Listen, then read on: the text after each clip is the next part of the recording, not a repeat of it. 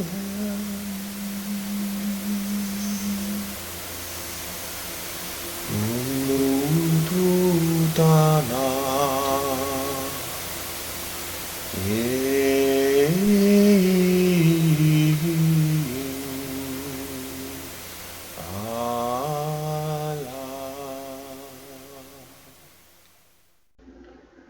evening and welcome to the Urian Report.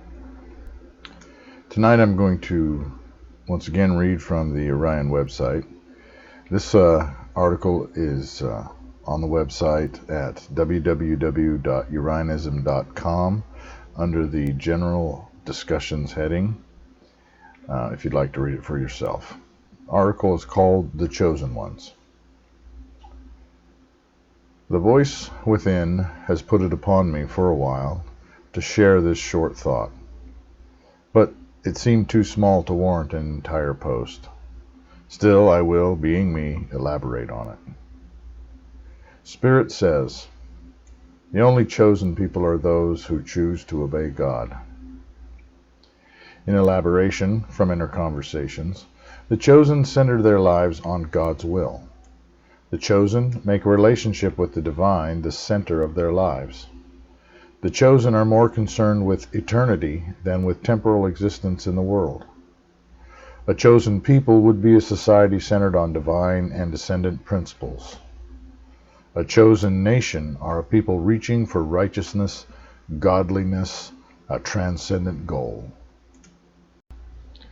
Being chosen has nothing to do with when or where you were born, your astrological sign or numerological stats, whether you are rich or poor, what race or ethnicity you are, how short or tall, fat or thin, how pretty or not, whether you are an alpha or a disabled person. It is only about establishing, maintaining, and striving to strengthen and deepen your personal relationship with God, and trying your best to further God's causes in this world. In juxtaposition, you will know those who are false by their opposition or dissent in regards to this principle. The Programmed Npcs. Most people are chosen, without their knowledge, as a part of their unconscious programming, to play certain roles and to carry out certain tasks while on Earth. Most often it can be as small a task as being in the right time and place at a particular moment. Such programming is a system function of our reality, and many are those who are allotted an evil or destructive role as part of the domino effect of history. The generation of drama is primary among the vain powers, their ultimate goal being to push God and the influence of God's angels out of the world, so that none of their livestock ever escape. In this idea, being chosen means simply that most people are preset to carry out the will of something that may or may not be good. There are many powers and lords in the astral world, and most human spirits came into this world from their abodes, and continue to serve them while in this world, and will return to their masters hereafter. Psalm 86:8, Exodus 12:12, Numbers 33:4, Exodus 20:3, Deuteronomy 5:7, Exodus 23:32 through 33, Daniel 10, Prince of Israel, Prince of Persia, Psalm 82, Isaiah 14:13 through 14, 2 Corinthians 4:4, 1 Corinthians 8:5 through 6.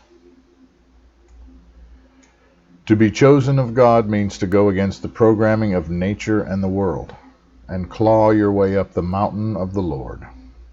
Yet we are not alone in this work, for the angels and saints of the One are here, and they are real, living people, just behind the veil of this dreaming, trying to help us all along the way, whispering to our subconscious ear subliminally, to give us encouragement in the cause and fighting battles on our behalf just behind the curtain.